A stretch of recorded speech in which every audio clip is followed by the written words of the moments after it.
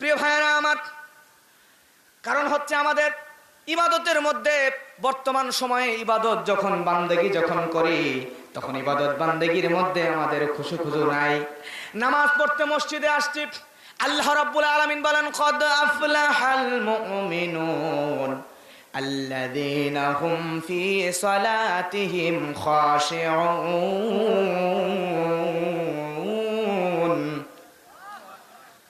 আল্লাহ রাব্বুল আলামিন বলেন, কদ আফলাহাল মুমিনুন। আল্লাহ বলছেন অবশ্যই সফলকাম মুমিনেরা। কারা সফলকাম মুমিনেরা? 2 নম্বর আয়াতের মধ্যে আল্লাহ বলেন, আল্লাযীনা হুম ফি সলাতিহিম খাশিউন। আল্লাহ 2 নম্বরে বলতেছে তারাই হলো মুমিন বান্দা। তাদের 1 নম্বর গুণ হলো এই মুমিন বান্দারা নামাজের মধ্যে বিনয় এবং নম্র। জোরে বলেন সুবহানাল্লাহ। তাহলে নামাজের মধ্যে আমাদেরকে বিনয় হওয়া লাগবে, নম্রতা আনা লাগবে। কিন্তু আমরা দুনিয়ার মানুষেরা যখন নামাজের জন্য মসজিদে চলে যায়, মসজিদে যাওয়ার পরে নম্রতা আনবো কি? মসজিদের মধ্যে যদি গায়ের মধ্যে একটা মশা পড়ে, এমন জোরে মশাটা মারতেছি আশেপাশের 3-4 জনের নামাজই নষ্ট করে ফেলছি, ঠিক কিনা? আবার কিছু মুরব্বী আছে, কিছু মানুষ সমাজে এমনও আছে, মসজিদে ঢুকছি নামাজের জন্য, আল্লাহু আকবার বলছি, নিচে না তাকে উপরে তাকে ফ্যান গুনতেছি, আছে না নাই?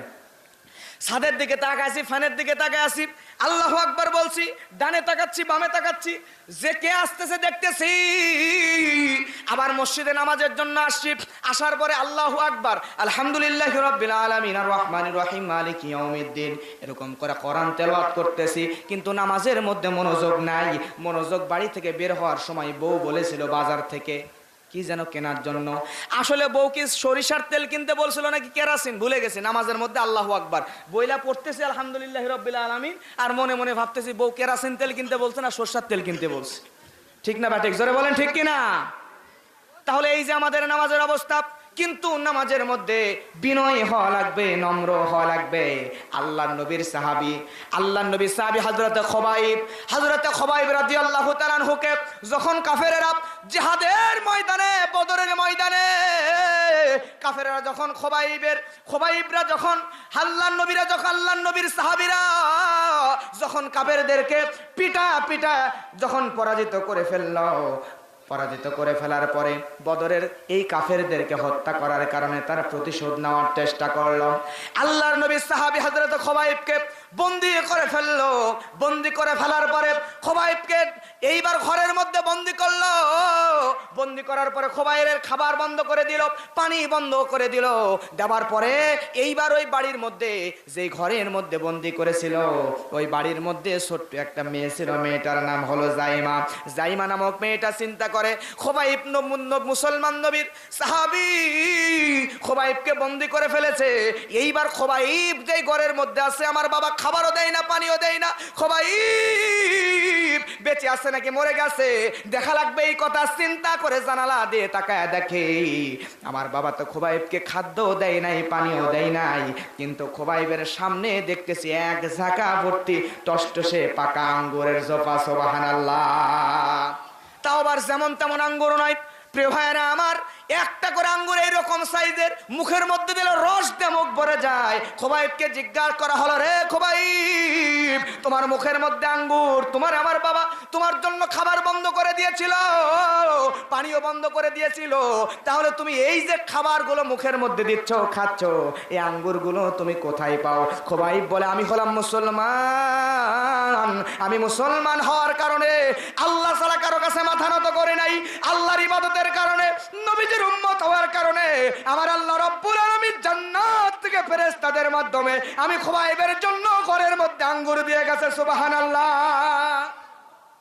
এই খুবাইবকে কাফেররা ডাক দিয়ে বলল, খুবাইব তুমি একটু বলো তো ও খুবাইব তুমি একটু বলো, তোমাকে তো আমরা হত্যা করে ফেলবো, কিন্তু তার আগে সুযোগ দেওয়া হলো, তুমি যদি একবার প্রাণ ভিক্ষা চাইলে আর মুহাম্মদ নবীকে যদি গালি দিতে পারো, তাহলে তুমি খুবাইবকে আমরা মাফ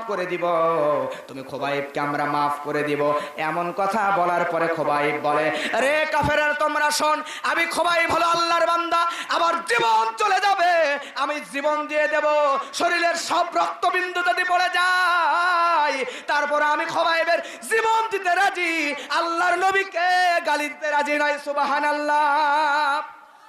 আল্লাহর নবীর সাহাবী খোবাইবকে বলা হলো, খোবাইব তাহলে তো তোমাকে হত্যা করা হবে, তোমার কি জীবনের শেষ কোনো আশা আছে নাকি, তুমি একটু বলো। খোবাইব তখন ডাক দিয়ে বলে, তোমরা যদি আমাকে একটু সুযোগ দিতে চাও তাহলে একটু সুযোগ দিয়ে দাও, আমার জীবনের শেষ আশা, আমাকে 2 রাকাত নামাজ আদায় করার সুযোগ দিয়ে দাও। সুবহানাল্লাহ। জীবনের শেষ যদি আশা থাকে তাহলে একটু বলো। খোবাইব বলে, আমার জীবনের শেষ আশা একটাই, আমার 2 রাকাত নামাজ আদায় করার সুযোগ দিয়ে দাও, আমি যদি 2 রাকাত সালাত আদায় করতে পারি তাহলে এইটাই আল্লাহ তাআলার কাছে শুকরিয়া আদায় করব, তোমরা আমাকে পারলে 2 রাকাত নামাজের সুযোগ দিয়ে দাও। প্রিয় ভাইয়েরা, খোবাইবকে ওই কাফেরেরা তখন বলল, ঠিক আছে যাও, তোমার জীবনের শেষ সুযোগ দিয়ে দিলাম, শেষ ইচ্ছা পূরণ করে দিলাম, 2 রাকাত নামাজ আদায় করো। খোবাইব চলে গেল নামাজের জন্য, যাবার পরে 2 রাকাত নামাজ আদায় করলো। খোবাইব নামাজে খুব একটা সময় নিল না। খোবাইবের সময় না নেওয়ার কারণ জিজ্ঞাসা করলো কাফেরেরা, খোবাইব তোমাকে তো আমরা জীবনের শেষ নামাজ পড়ার জন্য সুযোগ দিয়েছিলাম, তাহলে কেন তুমি তাড়াতাড়ি নামাজ শেষ করে দিলা, তুমি কেন তাড়াতাড়ি নামাজ শেষ করে দিলে, একটু সময় নিয়ে দেরি করে নামাজ পড়লে তো তুমি আরেকটু জীবনের হায়াত বেশি সময় পাইতা। খোবাইব তখন বলে, কাফেরেরা শোন, আমি হলাম মুসলমান নবীর উম্মত, আমি জীবন দিয়ে দেব কিন্তু বাতিলের কাছে মাথা নত করব। আমি খোবাইব যদি আজকে সময় নিয়ে দেরি করে নামাজ পড়তাম তাহলে তোরা কাফেররা বলতি মৃত্যুর ভয়ে খোবাইব নামাজে বেশি সময় নিয়েছে, এজন্য সময় না নিয়ে তাড়াতাড়ি নামাজ শেষ করেছে। জোরে বলেন আল্লাহু আকবার। প্রিয় ভাইরা, এই 2 রাকাত নামাজের মধ্যে এত সুন্দর বিনয় ছিল, এত সুন্দর নম্রতা ছিল, যার কারণে তার 2 রাকাত নামাজের দৃশ্য দেখে আল্লাহর নবীর আরেকজন সাহাবী, তখন সে অমুসলিম ছিল, মুশরিক ছিল, সেই খোবাইবের শেষ জীবনের শেষ 2 রাকাত নামাজ দেখেই আমের আল জুমাহি রাদিয়াল্লাহু তাআলা আনহু শুধুমাত্র 2 রাকাত নামাজের দৃশ্য দেখেই কালেমা পড়ে মুসলমান হয়ে গেছে। সুবহানাল্লাহ। এজন্য আল্লাহ বলছেন, আল্লাযীনা হুম ফি সালাতিহিম খাশিউন। আল্লাহু আকবার। তাহলে প্রিয় ভাইয়েরা আমার, মুমিন বান্দা হতে চাইলে আমাদেরকে 3 নম্বরে যেই কাজটি করা লাগবে, এই রোজার মধ্যে আমাদেরকে নামাজে মনোযোগ আনা লাগবে। নামাজে যখন দাঁড়াবেন তখন বিনয়ের সঙ্গে নম্রতার সঙ্গে দাঁড়ানো লাগবে। লক্ষ্য করে দেখেন, আমাদের এলাকার সামান্য ইউনিয়নের চেয়ারম্যান অথবা থানার এমপি অথবা মনে করেন কোনো মন্ত্রী যদি প্রাইম মিনিস্টার শেখ হাসিনা মাননীয় প্রধানমন্ত্রীর সামনে গিয়ে যদি দাঁড়ায়, তাহলে সামান্য বাংলাদেশের প্রধানমন্ত্রীর সামনে দাঁড়ানোর সময় কেমন বিনয় নিয়ে দাঁড়ায়, কেমন বিনয় নিয়ে মাথা নিচু করিয়া কত ভদ্রতার সঙ্গে নম্রতার সঙ্গে ভয়ে ভয়ে দাঁড়ায়, তাহলে শুধুমাত্র ছোট্ট এই দেশ বাংলাদেশের প্রধানমন্ত্রীর সামনে এত বিনয় নিয়ে দাঁড়াইতে পারেন, তাহলে শুধু বাংলাদেশ নয়, আমেরিকা নয়, ইউরোপ নয়, কানাডা নয়, লিবিয়া নয়, তুরস্ক নয়, বাহরাইন নয়, ইন্দোনেশিয়া নয়, পাকিস্তান নয়, আফগানিস্তান নয়, ভারত নয়, পৃথিবীর বড় বড় দেশ নয়, তাম পৃথিবীর জমিন আসমান দু জাহান জান্নাত জাহান্নাম সবকিছুর মালিক আল্লাহর কাছে মাথা নিচু করে নম্রতার সাথে দাঁড়ানোর দরকার আছে না নাই? তাহলে আল্লাহ রাব্বুল আলামিনের কাছে যখন দাঁড়ায়া যাবেন তখন বিনয়ের সঙ্গে নম্রতার সঙ্গে দাঁড়ানো লাগবে। রাজি আছেন তো আপনারা? নম্রতার সঙ্গে বিনয়ের সঙ্গে দাঁড়াবো। প্রিয় ভাইয়েরা আমার, আমার নবীজি যখন নামাজে দাঁড়াতেন, আল্লাহর নবীর একজন সাহাবী বলছেন, রাতের বেলা নবী আমার যখন নামাজে দাঁড়ায় যেত, নবীর নামাজে দাঁড়ায় যাওয়ার পরে পাতিলের মধ্যে মায়েরা তরকারি দিয়ে দিলে তরকারির ভিতরে যেমন ফল ফল ফল ফল করে আওয়াজ বের হয়ে যায়, আল্লাহর নবী নামাজে দাঁড়ালে নবী আমার, যেই নবীর আগে গুনাহ নাই পরে গুনাহ নাই, ওয়া ইন্নাকা লাআলা খুলুকিন আযীম, আল্লাহ বলছেন ওয়া মা আরসালনাকা ইল্লা রাহমাতাল লিল আলামিন, এই নবীও যখন নামাজে দাঁড়ায় যান, আমার নবী ওই তরকারির ফল ফল আওয়াজের মতো করি, আমার নবী যে চোখের পানি ছেড়ে দিয়ে ফল ফল ফল ফল আওয়াজ করে কাঁদেন, তাহলে যেই নবীর আগে গুনাহ নাই পরে গুনাহ নাই, চরিত্রের সার্টিফিকেট দিলেন আল্লাহ, ওই নবী যদি এমন আওয়াজ করে কাঁদে তাহলে আমরা গুনাহগার উম্মতের কাঁদার দরকার আছে না নাই? আমাদের কত গুনাহ আপনি একটু চোখ বন্ধ করে দেখেন। উঠতে গুনাহ, বসতে গুনাহ, চলাফেরা করতে গুনাহ, সমাজে মানুষের সঙ্গে কথা বলছি সেখানেও গুনাহ, আমি একজনের উপর জুলুম করছি সেখানেও গুনাহ, মিথ্যা বলছি, সুদ খাচ্ছি, ঘুষ খাচ্ছি, অন্যায় করতেছি, গুনার শেষ নাই, শেষ নাই, শেষ নাই। গুনাহ করতে করতে জীবনটাকেই বরবাদ করে দিলাম। তাহলে বলেন তো, আমাদের গুনাহ করার কারণে আল্লাহর ভয়ে চোখের পানি ছেড়ে দিয়ে কাঁদার দরকার আছে না নাই? তাহলে বেশি বেশি কাদার প্র্যাকটিস করেন। রমজান আসছে, এখন থেকেই কাদার প্র্যাকটিস করেন। দুনিয়াতে আপনি যতই প্রভাবশালী হন, যত বড় মাপের মানুষই হন না কেন, আপনাকে কাঁদতে হবে। জোরে বলেন কার ভয়ে? আরো জোরে বলেন কার ভয়ে? প্রিয় ভাই, আপনাকে অবশ্যই আল্লাহ তাআলার ভয়ে কাঁদতে হবে। আপনি যদি কাঁদতে পারেন, কাঁদতে পারলেই আপনি অবশ্যই আল্লাহর নিকটবর্তী হয়ে যাবেন, আল্লাহর কাছে চলে যাবেন। ইনশাআল্লাহ আপনাকে জান্নাতি মানুষ বানায় দিবেন। জোরে বলেন আমিন। সম্রাট শাহজাহান, ওনার আমলে এক ফকির ভিক্ষা করতেছে। এই ফকিরের ভিক্ষা করা দেখে আমাদের সমাজে কিছু ফকির আছে, দেখবেন 20 বছর আগে ভিক্ষা করছে, এখনো ভিক্ষা করতেছে, আছে না? আবার কিছু লোক আছে হট করে গরিব ছিল বড় লোক হয়ে গেছে। যারা পরিশ্রম করে, পরিশ্রমী মানুষদেরকে আল্লাহ কিন্তু তাড়াতাড়ি বড় লোক করে দেয়। একদম অভাবী থেকেও আল্লাহ কোটিপতি বানায় দেয়। আল্লাহর কি এই ক্ষমতা নাই? আর যে মানুষগুলো শুধু মানুষের কাছে হাত পাতে, শুধু মানুষের কাছে চায়, নিজের সামর্থ্য থাকার পরে ভিক্ষার ঝুলি, ভিক্ষার হাতটা মানুষের সামনে বাড়িয়ে দেয়, এই মানুষরা কিন্তু সহজে বড় লোক হইতে পারে না। কারণ আল্লাহর কাছে চাইলে আল্লাহ ধনী বানায় দিবে, পরিশ্রম করলে আল্লাহ ধনী বানায় দিবে। আর মানুষের কাছে যারা বেশি বেশি চাইবে, ওই অবস্থান থেকে সহজে পরিবর্তন হইতে পারবে না। এক ফকির ভিক্ষা করতেছে, 20 বছর আগেও ফকির, এখনো ফকির। এক লোক বলতেছে সম্রাট শাহজাহান এর এলাকার মধ্যে, তখন ওই ফকিরকে বলতেছে দিল্লির এক এলাকার মধ্যে, যে তুমি তো 20 বছর আগেও ভিক্ষা করতেছিলে, এখনো ভিক্ষা করতেছো, কারণ কি? ফকির বলতেছে ভিক্ষা করতেছি কারণ হচ্ছে, ওই 20 বছর আগে ভিক্ষা করলো, ওই 5 পয়সা 10 পয়সা হাতে দিত, এই এখনো 1 টাকা 2 টাকা 5 টাকা, এই 1 টাকা 2 টাকা 5 টাকা নিয়ে কি বড় লোক হওয়া যায় যে ভিক্ষা করা বাদ দিয়ে দিব? এ কথা শোনার পরে সঙ্গে সঙ্গে ওই লোকটা বলতেছে, আরে মিয়া, তুমি তো জায়গা মতো চাইতে যাও নাই। তুমি যদি এক সাধারণ মানুষের কাছে যায় ভিক্ষা চাও, সে তো তোমার 1 টাকা 2 টাকা 5 টাকা, বড় জোর 50-100 টাকা দেবে, এর উপর দেওয়ার ক্ষমতা নাই। তুমি যদি একবার প্রাইম মিনিস্টারের কাছে চলে যাও, প্রধানমন্ত্রীর কাছে যাও, আচ্ছা প্রাইম মিনিস্টার শেখ হাসিনার কাছে যদি কেউ ভিক্ষা নিতে যায়, তার হাতে কি 5 টাকা 10 টাকা দিবে? মিনিমাম 10, 20, 50 হাজার, 1 লাখ টাকা দিয়ে দিবে। প্রিয় ভাইরা, এখন বলতেছে তুমি প্রাইম মিনিস্টারের কাছে যাও, তুমি এই দেশের বাদশা শাহজাহান, তার কাছে চলে যাও। এখন ফকির করছে কি, বাদশা শাহজাহানের দরবারে চলে গেছে, যা দেখতেছে যেই ঘরের মধ্যে বসে আছে, ওই ঘরের মধ্যে ওই বাদশা শাহজাহান এরকম করে হাত তুলে কার কাছে যেন চাইতেছে আর কাঁদতেছে। আল্লাহর কাছে এমন ভাবে চাচ্ছে আর এমন ভাবে কাঁদতেছে, চোখের পানি, দাড়ি মাড়ি ভিজে সব, একদম জব্বা টব্বা, জামা পাঞ্জাবি সব ভিজে যাচ্ছে। ফকিরের এই জায়গা থেকেই পরিবর্তন। ফকির চিন্তা করে, কিরে, আমি সারা জীবন মানুষের কাছে হাত পাতলাম, জীবনে এরকম চোখের পানি ছাড়লাম না, এভাবে কানলাম না, কিন্তু আজকে কোন এমন ফকির আমাদের দেশের বাচ্চা, যেই বাচ্চা তিনি তো দেখতেছে আমার চাইতেও বড় ফকির, আমি তো কেঁদে মানুষের কাছে চাই না, তারপরেও দেয়, কিন্তু এই বাচ্চা, এত বড় বাচ্চা কার কাছে সে কাঁদতেছে। এইবার বাচ্চার কাছে এসে এই ফকির বাচ্চার কান্না দেখে, বাচ্চার কাছে কি চাইবো, বাচ্চা তো আমার চাইতেও বড় ফকির, কথা বলেন ঠিক কিনা? চাওয়া বাদ দিয়ে ঘুরে চলে যাচ্ছে। সম্রাট শাহজাহান এই লোকটাকে দেখার পরে বলতেছে, এদিকে আসো, তুমি কেন আসছিলে আর চলে যাচ্ছ কেন? তখন বলতেছে, আমি আসছিলাম আপনার কাছে কিছু চাওয়ার জন্য, আমি খয়রাতি টয়রাতি করে খাই, ভিক্ষা টিক্ষা করে খাই, আপনার কাছে আসছিলাম, কিছু নেব, বড় অঙ্কের কিছু দেবেন, এই টাকা দিয়ে আমি বড় লোক হয়ে যাব হঠাৎ করে, এই জন্য আপনার কাছে এসেছিলাম। কিন্তু আসার পরে যে দেখলাম যে পরিস্থিতি, সম্রাট শাহজাহান বলে, আসলে কিন্তু না নিয়ে চলে যাচ্ছ কেন? ফকির বলতেছে, আসলাম চাওয়ার জন্য, কিন্তু আসার পরে দেখতেছে আপনি তো আমার চাইতেও বড় ফকির, আপনি তো আমার চাইতেও, আপনার চাইতে বড় কোন মালিকের কাছে হাত তুলে চাচ্ছেন, অতএব আমার আর আপনার কাছে খয়রাত করার দরকার নেই, ভিক্ষা টিক্ষা নেওয়ার দরকার নয়। যেই রবের কাছে আপনি তাম দেশের রাষ্ট্রপতি, প্রধানমন্ত্রী হয়ে, প্রাইম মিনিস্টার হয়ে যেই প্রধানের কাছে চান, যেই বাচ্চার কাছে চান, আমি দুনিয়ার কোনো বাচ্চার কাছে চাইবো না, আমি আপনার বাচ্চা, সেই মহান রব আল্লাহর কাছে চাইবো। আজকে থেকে ভিক্ষা করাই বাদ দিয়ে দিলাম। জোরে বলেন আল্লাহু আকবার। প্রিয় ভাইরা, অতএব দুনিয়ার কোনো মানুষের কাছে না চেয়ে আল্লাহর কাছে কেঁদে কেঁদে চান, আপনার যা প্রয়োজন সব আল্লাহ দিয়ে দিবেন, কথা বলেন ঠিক কিনা? আমার প্রিয় ভাইরা, এরপরে আসেন, এতক্ষণ বলছিলাম 3 নাম্বার, রমজানে 3 নাম্বার কাজ। রমজানে আপনি যেটা 4 নাম্বারে করবেন, সেটা হলো আপনার ঘর থেকে, আপনার বাড়ি থেকে যেই পাপের জিনিসগুলো আছে, এগুলোকে সরিয়ে ফেলেন। 1 নাম্বার, আমাদের সবার বাড়ির মধ্যে টেলিভিশন আছে।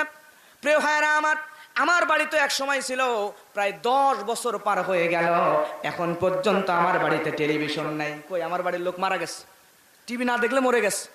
বাড়িতে যদি টেলিভিশন থাকে সরায় ফেলেন, দরকারই নাই, মনে করতেছেন খবর দেখবো, এই দেখবো, সেই দেখবো। স্মার্টফোন আছে, স্মার্টফোন এখন টেলিভিশন, পেপার, আপনার সব কিছু খেয়ে ফেলেছে এই মোবাইলের মধ্যে সব। আপনার যদি পারেন টেলিভিশনটা সরায় ফেলেন, কারণ এইটা হচ্ছে শয়তানের একটা হাতিয়ার। শয়তানের কি হাতিয়ার? আপনার ইচ্ছা করতেছে আপনি ভালো জিনিস দেখবেন, ইসলামিক শো দেখবেন, এই দেখবেন, সেই দেখবেন, কিন্তু শয়তান কখন কুমন্ত্রণা দিয়ে দিবে, আপনি বাড়ি থেকে বের হচ্ছেন, বের হয়ে বাসায় আসতেছেন, দেখতেছেন উলুর ধ্বনি দিচ্ছে টিভির মধ্যে। তার মানে পূজা চলতেছে অথবা হিন্দি কোনো সিরিয়াল চলতেছে, ওই হিন্দুদের সিরিয়ালগুলো সুন্দর করে টিভির মধ্যে চলতেছে, আর আপনার বউ, আপনার সন্তান, আপনার মা, আপনার নাতিপুতি সবগুলা 14 গোষ্ঠী একবার টিভির সামনে বসে সিনেমা হল আপনার ঘরটারে বানিয়ে দিয়েছে। কথা বলেন ঠিক কিনা? অতএব যদি পারেন তাহলে আমি বলবো আপনাকে 4 নাম্বার কাজ, ঘরে পাপের যে পরিবেশ এগুলো সরায় ফেলেন, টেলিভিশন সরায় ফেলেন। প্রিয় ভাইরা আমার, এরপরে 5 নাম্বার রোজার মধ্যে করবেন কি, গুনাহ থেকে মুক্ত হওয়ার জন্য ট্রেনিং নেবেন কোন কোন গুনাহগুলো করেন, এই গুনাহগুলো আর করব না, এজন্য ট্রেনিং নেওয়া শুরু করে দেন। আপনি যখন সেনাবাহিনীতে, পুলিশে, বিজিবিতে চাকরি নেওয়ার জন্য যাবেন, চাকরি নেওয়ার জন্য গেলে সর্বপ্রথম ট্রেনিং নেওয়ার দরকার আছে না নাই? জোরে বলেন, আছে না নাই? চাকরি নেওয়ার জন্য ট্রেনিং নেওয়ার দরকার আছে। সব কাজের জন্য যদি আপনি একটা প্রস্তুতি নিয়ে নেন, আপনি একটা ট্রেনিং নিয়ে নেন, তাহলে সেই কাজটা কিন্তু ভালো হবে। ঠিক তেমন করে রোজা আসতেছে, রোজার প্রথম থেকে গুনাহ করা বাদ দিয়ে দিব, এই চিন্তা মাথার মধ্যে আনা যাবে না। আজকে থেকে গুনাহ ছেড়ে দেওয়ার প্রতিজ্ঞা নিয়ে নেন, আজকে থেকে গুনাহ বাদ দেওয়ার ট্রেনিং নেওয়া শুরু করে দেন।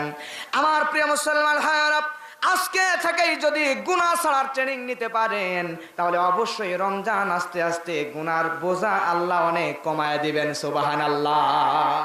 কারণ মনে করেন এই যে এখানে ফ্যান চলতেছে, মসজিদের উপরে ফ্যান আছে না? ফ্যান আছে। ফ্যানের যখন সুইচ অফ করে দেন, সুইচ অফ করে দেওয়ার সাথে সাথে কি ফ্যান বন্ধ হয়ে যায়? জোরে বলেন, বন্ধ হয়ে যায়? সুইচ অফ করে দিছেন, অফ করে দেওয়ার সাথে সাথে ওই সুইচ কিন্তু অফ করলেও ফ্যান ঘুরতেই থাকে, অনেকক্ষণ পর বন্ধ হয়।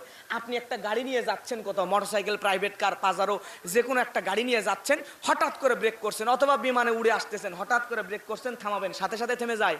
থামালেও শেষে অনেক দূর পর্যন্ত চলে যায়। কথা বলেন ঠিক কিনা? হঠাৎ করে ব্রেক করলে আমাদের সমাজের মানুষরা বলে যে রমজান মাসে নাকি শয়তানরে পিলারের মধ্যে আল্লাহ বেঁধে রাখে ফেরেশতাদের দিয়ে। তাহলে আমাদের সমাজে কিছু বদমাইশ, বাটপার কোয়ালিটির মানুষ আছে, এরা রোজার মধ্যেও গুনাহ করে। আছে না?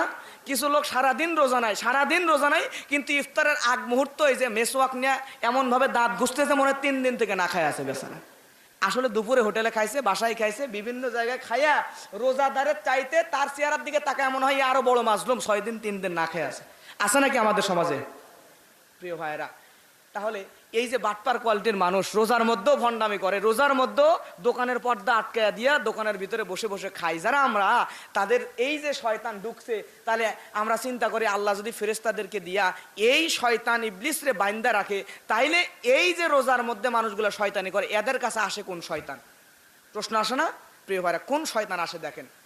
ওই যে বললাম, ফ্যানের সুইচ যখন আপনি দিয়ে বন্ধ করে দেন, বন্ধ করলে সাথে সাথে ফ্যান বন্ধ হয়ে যায় না, কিছুক্ষণ ঘুরে তারপর বন্ধ হয়ে যায়।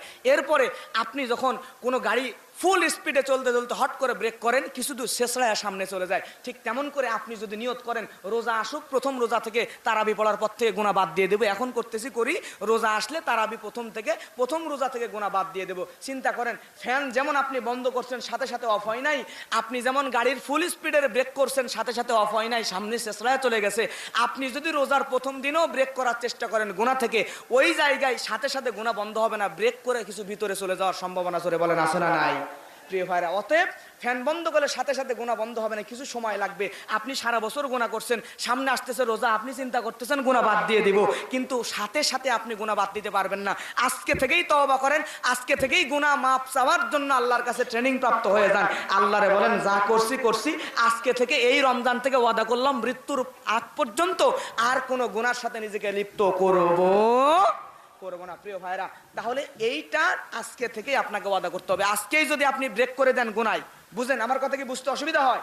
অসুবিধা হয় না তো? আজকেই গুনার আপনি ব্রেক করে দেন, ব্রেক করে দিলে শেষরা একটু যাইতেও রমজান পর্যন্ত গুনাহ আপনার ইনশাআল্লাহ মাফ হয়ে রোজার মধ্যে আপনি একজন নিষ্পাপ বান্দা হয়ে আল্লাহর জান্নাতে যাইতে পারবেন। আল্লাহ কবুল করুক, জোরে বলেন আমিন। প্রিয় ভাইরা আমার, এরপরে 6 নাম্বার কাজ। কয় নাম্বার? জোরে বলেন। আমাদের সমাজে কিছু মানুষ এমনও আছে যে মানুষগুলো নামাজ পড়ে না, রোজা করে। আছে না নাই? নামাজ পড়ে না কিন্তু রোজা করে। আছে না? আছে না?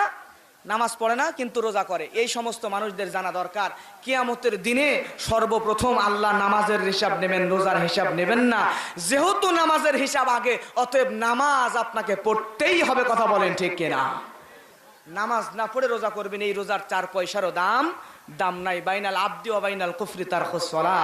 মুমিন মুসলমান আর কাফেরের মধ্যে পার্থক্য হলো নামাজ। নামাজ না পড়লে তো আপনার ঈমানই থাকলো না, মুমিনই থাকলেন না, তাইলে রোজা করে লাভ কি বলেন? এজন্য আপনাকে রোজার আগে নামাজের ট্রেনিং নিতে হবে ইনশাআল্লাহ। আল্লাহ রাব্বুল আলামিন বলেন 6 নাম্বার আমাদেরকে কি করা লাগবে। আল্লাহ বলেন ওয়াল্লাযীনা হুম আনিল লাগবি মুরিদুন। আল্লাহ রাব্বুল আলামিন জানায় দেয়, মুমিন বান্দাদেরকে, মুমিন বান্দা যদি আমি আপনি হতে চাই, তাহলে আমাদেরকে অসার কার্যকলাপ অর্থাৎ অপ্রয়োজনীয় কাজ কারবার থেকে বেঁচে থাকা লাগবে। গীবত, শিকায়েত, এই সমস্ত গীবত, পরনিন্দা, পরচর্চা থেকে আমাদেরকে বেঁচে থাকার দরকার আছে না নাই? আল্লাহ বলেন ওয়াল্লাযীনা হুম আনিল লাগবি মুরিদুন। মুমিন বান্দা হতে হলে অপ্রয়োজনীয় সব কাজ কারবার থেকে নিজেকে দূরে রাখা লাগবে। প্রিয় ভাইরা আমার, তাহলে রমজান আসতেছে। রমজান আসা উপলক্ষে সব মানুষদেরকে এখন থেকেই ট্রেনিং নেওয়া লাগবে। আমরা এখন থেকেই অপ্রয়োজনীয় সব কাজ কারবার ছেড়ে ইমানদার বান্দা হওয়ার চেষ্টা করব, ঠিক কিনা? কিন্তু আজকে আমাদের সমাজে এই যে স্মার্টফোন, এই স্মার্টফোন আছে, যুবকরা মোবাইল হাতের মধ্যে নিছে, নেওয়ার পরে যে গুলি কর গুলি কর গুলি কর গুলি কর গুলি কর, মোলাম মোলাম মোলাম মোলাম। আসে না? আসে না নাই? প্রিয় ভাইয়েরা আমার, কয়েকদিন আগে অনলাইনে দেখলাম একটা ছেলে তার পায়ের মধ্যে বেড়ি বাঁধা, লোহার শিকল দিয়ে বেঁধে রাখছে গাছের সাথে। আমি খবর নিলাম, আহারে এই ছেলেটার এই অবস্থা কেন? খবর নিয়ে দেখলাম আসলে ছেলেটা ওই হাতের মধ্যে এরকম একটা স্যান্ডেল নিছে, জুতা নিছে, নেওয়ার পরে বলতেছে গুলি কর গুলি কর গুলি কর, মোলাম মোলাম মোলাম। চিন্তা করি অবস্থা কেন? খবর নিয়ে দেখি ওই ছেলে অ্যান্ড্রয়েড মোবাইলের মধ্যে পাবজি, ফ্রি ফায়ার এরকম অপ্রয়োজনীয় গেমস গুলো খেলতো। খেলতে খেলতে তার মানসিকতাকে আল্লাহ এমন ভাবে অন্য গেমসের মধ্যে ঢুকায়া দিয়েছে, গেমসের মধ্যে সে এমন ভাবে ঢুকে গিয়েছে, যার কারণে ওইভাবে গেমস খেলতে খেলতে ছেলেটা এখন মানসিক ভারসাম্য হারায়া পাগল হয়ে গেছে। এই যে অপ্রয়োজনীয় মোবাইল, ও যুবক, তোমার হাতে সময় আছে, এই সময় মোবাইলের মধ্যে ঢুকে অপ্রয়োজনীয় গেমস না খেলে তুমি তোমার ওই মোবাইলের মধ্যে ইসলামিক বিভিন্ন ইতিহাস পাওয়া যায়, কোরআন পাওয়া যায়, হাদিস পাওয়া যায়, এগুলো বের করে করে পড়ো। 1 সেকেন্ড সময় নষ্ট করা যাবে না। জনম দুঃখিনী মা আর দরদের আব্বা জান,